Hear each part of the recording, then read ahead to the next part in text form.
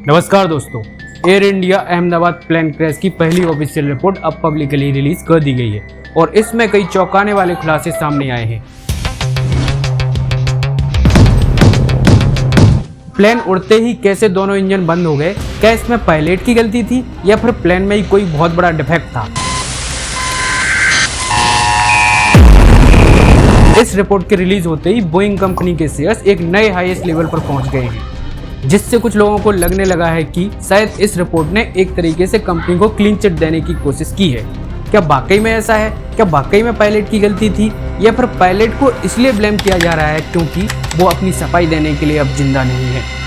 चलिए इस वीडियो में पूरी रिपोर्ट को डिटेल्स में समझते हैं एक न्यूट्रल नजरिए से और पूरी टाइमलाइन और जरूरी सवालों और जवाबों के साथ।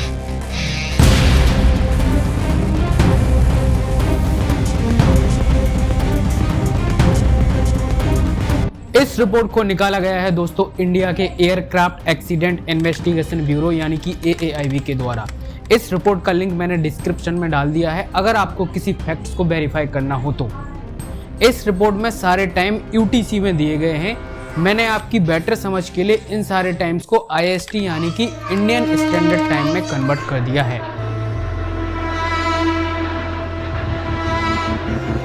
12 जून सुबह के 11:17 पर यह प्लेन दिल्ली से अहमदाबाद पहुंचता है और इसे बे नंबर 34 में पार्क किया जाता है।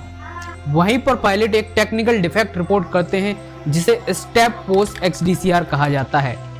यहाँ स्टेप का मतलब है स्टेबलाइजर, POS का मतलब है पोजीशन और XDCR का मतलब है ट्रांसड्यूसर, यानी कि प्लेन के पीछे लगे हॉरिजॉन्टल स्टेबलाइजर की पोजीशन को मेजर करने वाला सेंसर जो फ्लाइट कंट्रोल सिस्टम को डेटा भेजता है वो सही से काम नहीं कर रहा था।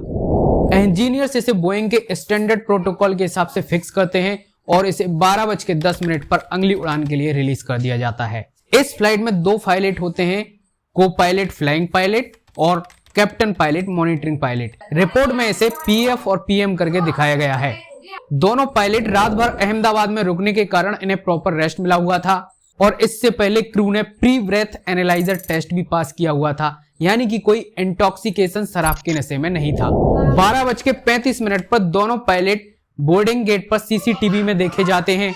उड़ान भरने से पहले फ्लाइट में फ्यूल का लोड था 54,200 kg और टेक ऑफ वेट था 2,13,401 kg, यानी कि मैक्सिमम अलाउड लिमिट 2,18,183 kg के अंदर ही था। अब दोस्तों इस प्लेन की क्रिटिकल टाइमलाइन को समझते हैं जो कि इस रिपोर्ट में मेंशन किया गया है। 1:39 पर प्लेन टेक ऑफ करता है और ठीक 1:38 पर प्लेन की स्पीड 180 नॉट्स तक पहुंचती है और तभी दोनों इंजन के फ्यूल कट ऑफ स्विचेस अचानक से रन यानी ऑन से कट ऑफ यानी ऑफ में चले जाते हैं। फ्यूल कट ऑफ स्विचेस का काम होता है इंजन को फ्यूल देना, यानी कि A ऑफ होते ही इंजन बंद।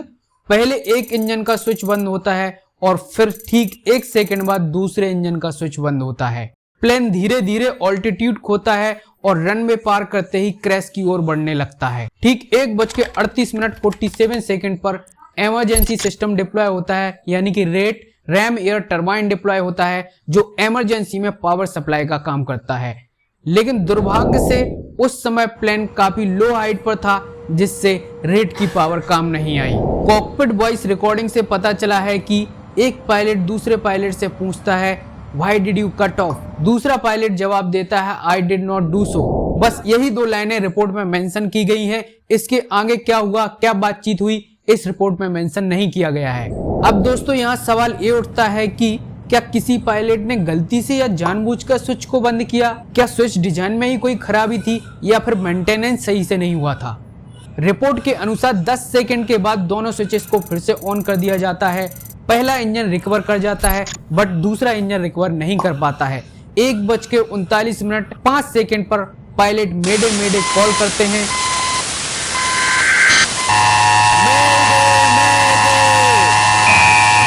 6 सेकंड बाद यानी कि 1:39 पर फ्लाइट डेटा रिकॉर्डिंग बंद हो जाती है, यानी यही क्रैश का सही समय माना गया है।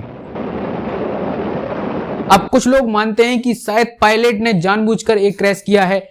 There was no flaw in this aircraft that led to this accident. That's very clear from the preliminary report. This was done by human intervention. इसके पीछे उनका तर्क है कि एक पायलट दूसरे से पूछता है why did you cut off, यानी उसे लगा कि सामने वाले ने किया है, लेकिन दूसरा पायलट साफ कहता है I did not do so, मैंने ऐसा नहीं किया। दोनों स्विचेस को 10 सेकंड में वापस ऑन किया गया, यानी दोनों पायलट्स प्लेन को बचाने की कोशिश कर रहे थे। दोनों पायलट्स काफी एक्सपीरियंस थे। कैप्टन पायलट के पास 15,000 घंटे से ज्यादा का फ्लाइंग एक्सपीरियंस था और को पायलट के पास 3,000 घंटे से ज्यादा का फ्लाइंग एक्सपीरियंस था। कोई मेंटल इशू भी नहीं था। प्री ब्रेथ एनालाइजर टेस्ट भी पास किया हुआ था।